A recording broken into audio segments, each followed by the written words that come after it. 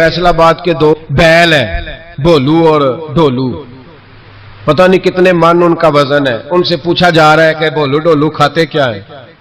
تو کہتے ہیں بادام کھاتے ہیں، مکھن کھاتے ہیں. یہ جناب پتہ نہیں ان کو دودھ کتنے کلو روز پیتے ہیں، اور بولو ڈولو بیچارے سے خود نہیں چلا جا رہا، لگ ایسے رہ جیسے وہ خود کہہ رہے ہیں مہربانی کرو ہمیں ذبح کر لو. اب تو اٹھا بیٹھا بھی نہیں جا رہا. او خدا کے بندو، دین کی اصل حقیقت کو سمجھو. یہ تو حضور نے فرمایا خوبصورت جانور لاؤ، یہ کس حدیث میں آیا ہے کہ اسے بادام کھلاؤ؟ آج لوگ انسانوں کو روٹی نہیں مل رہی اور جانوروں کو بادام کھلا رہے ہو. اس کے حصے میں جو اللہ نے شے رکھی ہے نا وہ چارہ ہے، اس کو چارہ کھلاؤ اور اچھے طریقے سے پیٹ بھر کے کھلاؤ. جانور کو پیٹ بھر کے چارہ کھلایا جائے تو جتنی اس کی طبیعت ہوتی ہے اس حساب سے وہ صحت مند ہو جاتا ہے. باقی یہ تو آپ کسی شخص کو اتنا کھلا دیں کہ اس کا پیٹ اتنا بڑا ہو جائے، پھول جائے، تو وہ بیچارہ تکلیف میں آئے گا کہ نہیں آئے گا؟ یہ کس قسم کا ماحول ہے؟ ایک بکرا بکا لاہور میں اور سیٹھوں نے شرطیں لگائی ہوئی ہیں، میں 5 لاکھ کا لایا ہوں تو میں 9 لاکھ کا. یہ کیا چکر ہوا؟ مجھے اتنا کھلایا جی اس کو فلاں چیز. یہ کس نے کہا ہے کھلانے کا؟ بادام کھانا کس حدیث میں آیا؟ کس صحابی نے اپنے بکرے کو بادام کھلائے؟ کس نے مکھن کھلایا؟ کس نے پیڑے کھلائے؟ بس کرو، عجیب تماشا لگ گیا. اور یہاں تو اتنی بری حالت ہو گئی ہے کہ عورتیں ناچنے لگی ہیں قربانی کے جانوروں کے آگے، بیبیاں بیچنے لگی ہیں. اللہ کے غضب کو آواز نہ دو. یہ قربانی ہے کہ ہر چیز کا، مذہب کی ہر شے کا مذاق بنا دیا ہے. جس دین نے عورت کی اپنی قربانی بھی ہو تو اس کو ذبح کرنے کی اجازت نہیں دی، مرد ذبح کرے گا. جو دین کہتا ہے کہ عورت ذبح نہیں کرے گی، وہ عورت بیچ سکتی ہے اللہ کے جانور؟ یہاں جس کا میں نے رمضان میں بھی کہا تھا، پھر بات دہراتا ہوں، سارا سال ناچتے گاتے ہیں اور عید کا موقع آتا ہے تو 2-4 مولوی بٹھا کے وہ دین سکھانا شروع کر دیتے ہیں. کوئی پتہ ہی نہیں، کوئی خبر ہی نہیں. جس بوتل میں کل تک شراب بک رہی تھی اسی میں دودھ پلاؤ گے؟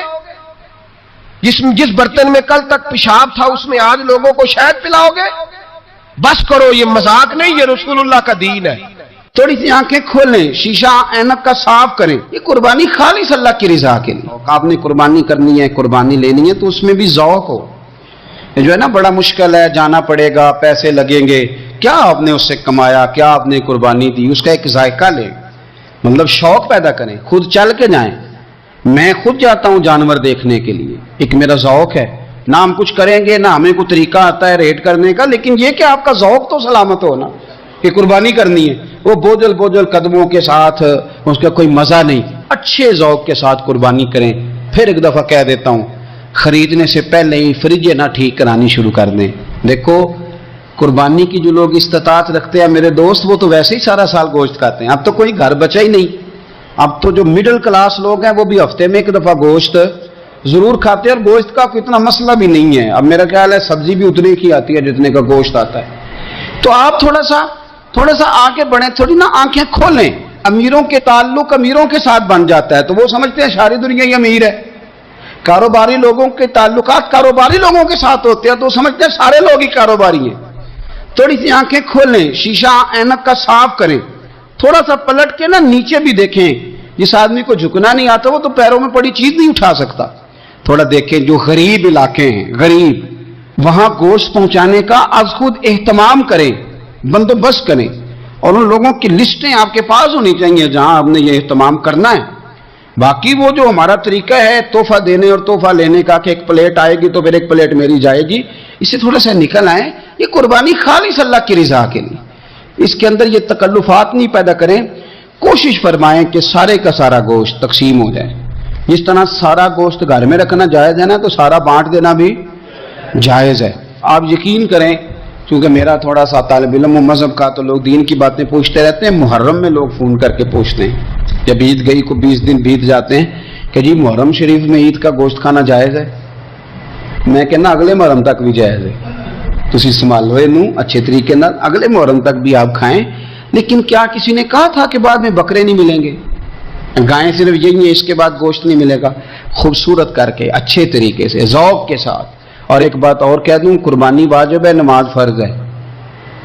تو قربانی کا بہت زیادہ دھیان رکھنے والا اگر نمازی نہ ہو تو پھر اس کا مطلب ہے اس نے کوئی کمال کام اس لیے حضرت بابا بلے شاہ صاحب نے کہا تھا کہ تسی نفس تے چھری پھیر دے نہیں بس دمبے کیتی جاندے ہو فرض بھلائی بیٹھے ہو تے نفلا نیتی جاندے ہو اور دسو تے سی بلے شاہ نو ایک کی کیتی جاندے ہو دین کے معاملے میں بولے ہوتے ہیں بیٹا بد مذہب کے پاس جا رہا ہے تو اس وقت ہم بولے بالے ہیں کوئی عرض نہیں لیکن اگر وہ اپنی پسند کی شادی کرے ہمیں کراس کر کے پھر ساتھی ہم تیز ہو جاتے ہیں تو حضرت ابراہیم نے جب دین کے لیے نکلے تو جد و جہد کی گھر کے اندر بھی گھر کے باہر بھی آپ کے والد کا نام طارق ہے وہ توحید پرست تھے ایماندار تھے پرہیزگار تھے آپ کے چچا کا نام آزر ہے وہ بت پرست تھے بت بیچا کرتے تھے حضرت سیدنا ابراہیم علیہ السلام جب میدان عمل میں نکلے تو حضرت ابراہیم علیہ السلام نے اپنے گھر سے جہاد شروع کیا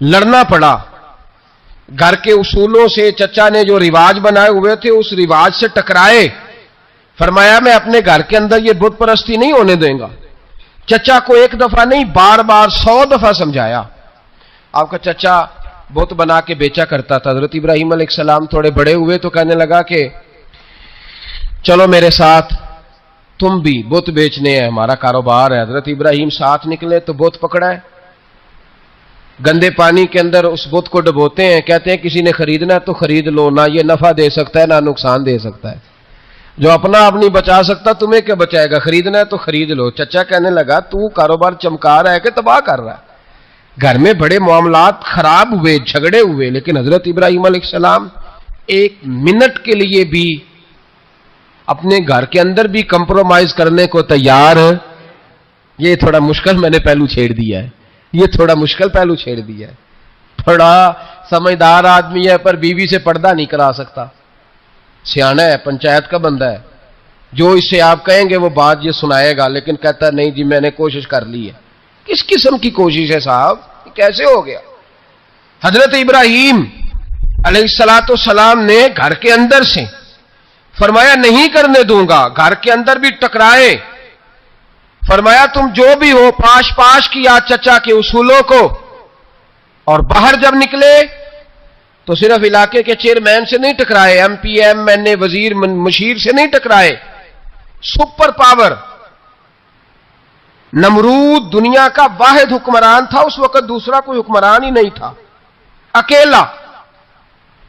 اکیلے حکمران سے جا کر ٹکرائے کوئی ساتھ فوج نہیں تھی کوئی ساتھ ان کے طاقت بظاہر دنیا داری کی کوئی نہیں تھی پر حضرت ابراہیم جا کے ٹکرائے اور میرے رسول پاک صلی اللہ علیہ وسلم نے سند بیان کی فرمایا افضل الجہاد کلیمت الحق عند سلطان الجابر فرمایا سب سے افضل جہاد یہ ہے کہ تو ظالم بادشاہ کے سامنے کھڑے ہو کے حق بات بیان کر دے یہ سب سے بڑا جہاد ہے یہ سب سے افضل الجہاد کلیمت الحق عند سلطان الجابر سب سے بڑا جہاد حضرت ابراہیم کھڑے ہو گئے سپر پاور سے ٹکرائے یہاں ہم لوگ حکمتوں کا شکار ہیں دیکھیں گے کریں گے سوچیں گے